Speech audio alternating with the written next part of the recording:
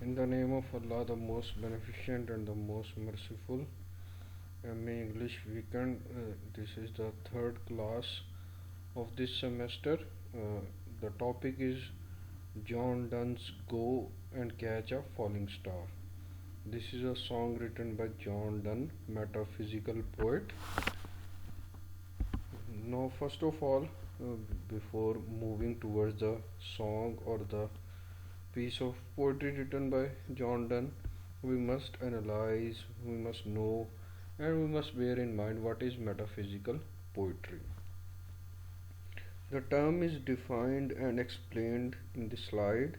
The term metaphysical or metaphysics in poetry is the fruit of Renaissance tree.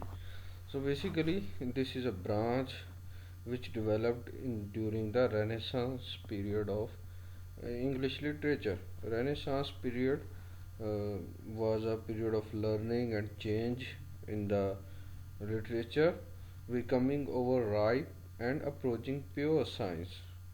So, in this time period, this type of poetry approached like pure science. So, if we go back towards the term meta, meta means beyond, and physics means physical nature. So, this poetry is beyond physical nature, physical aspects of our life, the very materialism, the our very description of the body. So, it goes beyond that. Metaphysical poetry means poetry that goes beyond the physical world of the senses. So, the things which we cannot perceive by senses are described in this poetry and explores the spiritual world, goes into the recesses of secret and ever interesting spiritual world which has been inspiring and appealing for man since his birth in this world. Metaphysical poetry began early in the Jacobean age, in the last stage of the age of Shakespeare. So, at the end of the age of Shakespeare, this poetry started to show off its colors. John Donne was the leader and founder of the metaphysical school of poetry. So basically, the major poet or the leader of this sort of poetry was John Donne. Dryden used this word at first and said that. So Dryden was the first person to use this particular uh, name for this type of poetry, metaphysical poetry. He says that Donne affects the metaphysics. So in this way, he named it. Among other metaphysical poets, if we want to know about the other poets of this age, the figures which come to our mind are Abraham Cowley, Henry Vaughan, Richard Crashaw, Andrew Marvell, George Herbert, Robert Herrick. These were the famous poets of this age. Now, going towards the characteristics of metaphysical poetry, what were the characteristics of this poetry, attributes? What type of poetry was that? What type of themes and style of writing was adopted by the poets while writing metaphysical poetry? It is an important aspect. So, first of all comes the dramatic manner and direct tone of speech. Dramatic manner was adopted, and the tone of directly speaking or addressing someone was addressed. For example, for God's sake, hold your tongue and let me love. So, this is the type of manner in which this poetry was written. Second characteristic or trait comes towards us about its concentration. Concentration means conciseness of expression. It was very concentrated. No extra words were used for any expression. So, in all his poems, John Donne helps the reader to one line of argument. It doesn't goes far and wide in the throwing of ideas. He concentrates, sticks to, or adheres to only one idea at a time. We can also say it an expanded epigram. Epigram means a quotation. So the way the quotation is concentrated or it is very concise. Similarly, this poetry was also very concise. It is very fitting to call it a metaphysical poetry because in it nothing is described in detail or any word isn't wasted. So no word is wasted for describing this type of poetry. Fondness for conceits. Different type of conceits were used in this type of poetry. There were far-fetched similes or metaphors which were used by the poets, and they were fond of using that type of odd conceits in their poems. For example, if they be two, they are two so. In his poem Valediction, he describes, if they be two, they are two so, as if twin compasses are two. So twin compasses is a very odd type of conceit which is being used to describe the lovers being together. Thy soul fixed foot makes no show to move, but doth if other do. So if one one person moves, the other automatically moves. But the here conceit use of conceit is very odd. Another characteristic of this type of poetry was that it is a blend of passion and thought. So in it, not only passion is found but also thought. Deep thought is also present in this type of poetry. Uh, T.S. Eliot was the one who thought that passionate thinking is the chief mark of metaphysical poetry. So it not also describes the inner passions of love and godliness and other type of these passions, but also that type of conceits and deep thinking is present behind the description or forwarding of these type of ideas. Another characteristic was metaphysical poetry is a fusion of passionate feelings and logical arguments. Similar to the previous characteristic, this characteristic also describes that it is not only passion or feeling but it also has logic in it. Passion expressed through beautiful metaphors. For example, call us what you will, we are made such by love. Call her one, me another fly. So, this type of passion and logic both are side by side in this type of poetry. Now, coming towards John Donne, so the prominent figure of this metaphysical poetry and this age of poetry was John Donne. He was English writer and Anglican cleric. John Donne is considered now to be the preeminent metaphysical poet. He is thought to be the pioneer or the most prominent poet of this time. He was born in 1572 to Roman Catholic parents. But at that time, when John Donne was born, Roman Catholicism was not allowed in England. His work is distinguished by its emotional and sonic intensity and its capacity to plumb the paradoxes of faith. So these are his topics. He takes emotions, intensity, and also his capacity, and describes what type of paradoxes of faith, human and divine love. Human love is also there, divine love, the love for God is also present in his poems, and the possibility of salvation, that he might be able to get salvation forgiven by the Almighty. Donne often implies conceits or extended metaphors. Similarly, as we saw in the characteristics, conceits use of conceit was very common during that time of that time at that time of and that phase of poetry. Extended metaphors were used by him to yoke together heterogeneous ideas of different sorts which weren't common together. They were yoked together, yeah, they were mixed together by his genius. In the words of Samuel Johnson, thus generating the powerful ambiguity for which his work is famous. And in this way, he creates ambiguity. His ideas don't seem to be clear. They type of create doubt in the mind of the reader. Because why? Because of these similes, these conceits and metaphors. after a resurgence in his popularity in the early 20th century. So, at a time came when his poetry went out of fashion and metaphysical poetry wasn't given much importance, but luckily it caught resurgence in 20th century.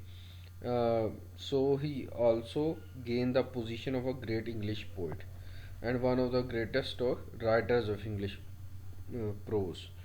So this was his stature in the English literature. Donne may no longer be the cult figure he became in the 1920s and 1930s. So he may not still be so much important, but when T.S. Eliot and William Butler Yeats, among others, discovered in his poetry the peculiar fusion of intellect and passion. T.S. Eliot and William Yeats were the ones who discovered this type of intellect and passion in his poetry, and they thought it was a very peculiar type of characteristic, and the alert contemporariness which they aspired to in their own art. And they also found in his art, they saw that he was very alert in his poetry, and they also adopted this type of alert contemporariness in their poetry. The age in which they were living, they also wrote about it. He is not a poet for all tastes and times, although uh, for all tastes and times he doesn't seem to be a poet, but for many readers Donne remains what Ben Jonson judged him, but he still remains a prominent poet, as Ben Jonson said that the first poet in the world in some things. Some of the things described was described first by John Donne in his own peculiar way. So he was pioneer of many subjects in this way. His poems continue to engage the attention and challenge the experience of readers who come to him afresh. The new readers found it challenging to overcome the ambiguities of his poetry, and it engages them into itself. His high place in the pantheon of the English poets now seems secure, while his place in the highest of English poets is secured, and no one can say that he wasn't a great poet. So, about the particular song which we will be discussing in the lecture is the Go and Catch a Falling Star. It is an unusual among John Donne's work in several ways. It is not a usual of John Donne's works, it is unique and peculiar. It doesn't use the extended metaphors that we find in some of Donne's greatest poetry. uh, how it is different, how, because it doesn't use those long metaphors. Extended means long metaphors are not used by him. Those conceits and very difficult ideas are not presented by him like he has presented in his other poems. So it's different in this regard, and yet it remains one of his most popular and widely known works. And here he shows his mastery, that although he hasn't used all of his arrows which are present in his quiver, but still it remains very popular. The poem is very popular and widely known. It is widely discussed, analyzed by the poetry readers. As a short analysis of the song below in the verse. So next is given the short analysis of the poem. So first the text is given: go and catch a falling star, get with child a mandrake root, tell me where all past years are, or who cleft the dell's foot, teach me to hear mermaids singing, or to keep off envy's stinging, and find what wind serves to advance an honest mind. If thou be west born to strange sights, things invisible to see, ride 10,000 days and nights, till age snow white hairs on thee. Thou, when thou returnest, wilt tell me all strange wonders that befell thee, and swear nowhere lives a woman true and fair. If thou findest one, let me know. Such a pilgrimage were sweet, yet don't I wouldn't go. Though at next door we might meet, though she were true when you met her, at last till you write your letter, yet she will be false ere I come to two or three. So the if we see the uh, central idea presented in this poem is the woman's faithlessness. So when we analyze this sort of this poem of John Donne, we can we still enjoy it? It is a question that can we still enjoy a poem that seems to be so down on half of the human race? Women are half of the human race. So if a poem is demeaning or describing them as uh, distrustful creatures, or the beautiful section of that half, or at least the beautiful part of that half of the population is unfaithful, lest ways poor unattractive woman can apparently be trusted to remain true.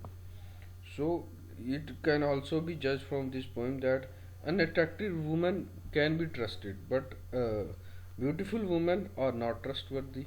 Presumably because John Donne speaker thinks no one else would want them. So because others don't want unattractive women, so that's why they are faithful. It's not their characteristic. If they also have more uh, appreciants, more people who are attracted to them, then they would also be unfaithful. This aspect of Donne's poems and the problem is not confined to go and catch a falling star. Has exercised critics for a while now. The critics has thought about this poem and its real meaning for a long time, and it remains a problem between them as to finally say what really this poem says.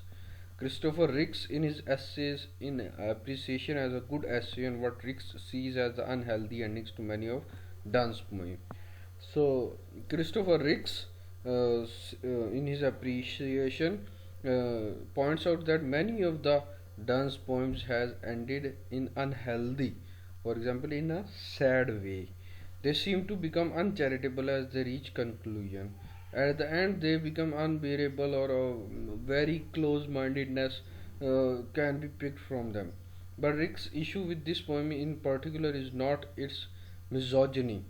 Ricks points out that it's not only the misogyny or anti female behavior which is disturbing, which loses its power to offend by being such a worn out complaint, but the fact that the poem's ending seems false to itself. But also because the whole build up of the poem and the end is quite a letdown. It goes against what the rest of the poem promises. Poem promises to be telling something of consequence, of importance of your uh, upgradation as a human being, but it in the end disappoints all of these expectations.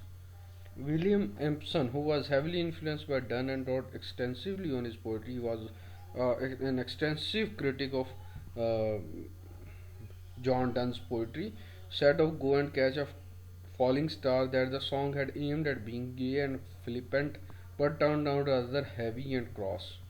It seemed that it would be a happy song, but in the end, it becomes heavy and it becomes sort of let down. Conversely, for another great Donne critic, John Carey, Go and Catch a Falling Star is more about self improvement. While one of the critics said about this poem that this particular poem is not about the woman, it's about improving your own self and passing on all these limitations. It is about improving and getting above these limitations. So, it is another aspect which is furthered by that critic.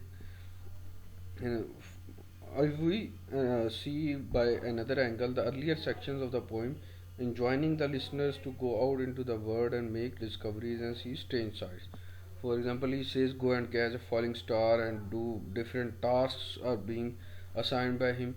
Is the real core of the poem's meaning. He says that it is the core.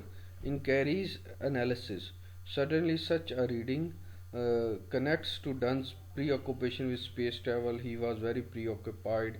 He wanted to travel and explore the space. So, this particular poem, he says that about this type of clever. It's not against the woman. We will discuss it in detail in the class. Thank you very much. Take care.